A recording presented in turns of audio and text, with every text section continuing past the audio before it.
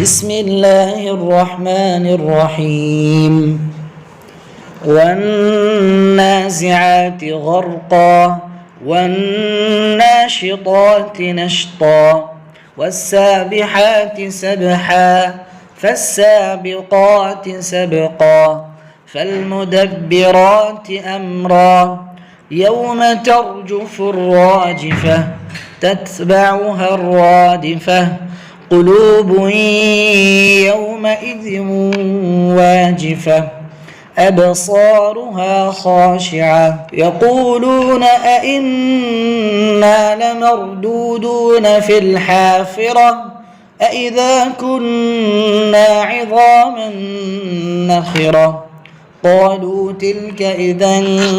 كرة خاسرة فإنما هي زجرة واحدة فإذا هم بالساهرة هل أتاك حديث موسى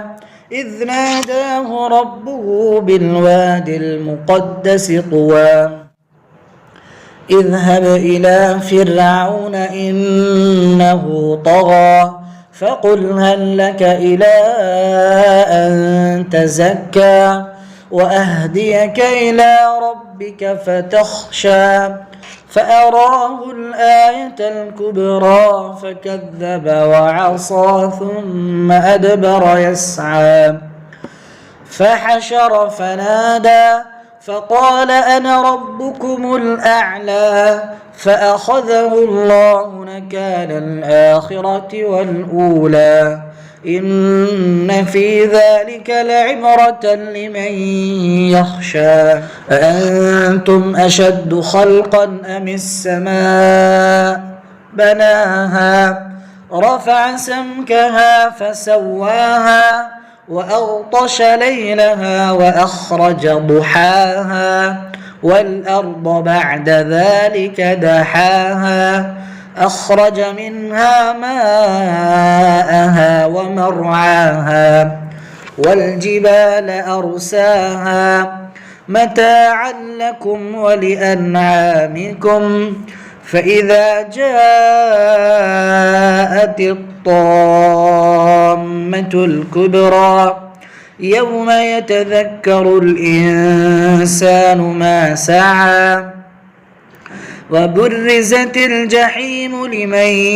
يرى فأما من طغى وآثر الحياة الدنيا فإن الجحيم هي المأوى وأما من خاف مقام ربه ونهى النفس عن الهوى فإن الجنة هي المأوى يسألونك عن الساعة أيان مرساها فيما أنت من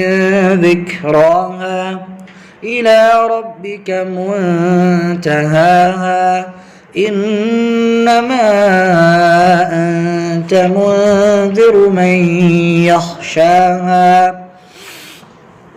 كأنهم يوم يرونها لم يلبثوا إلا عشية أو ضحاها.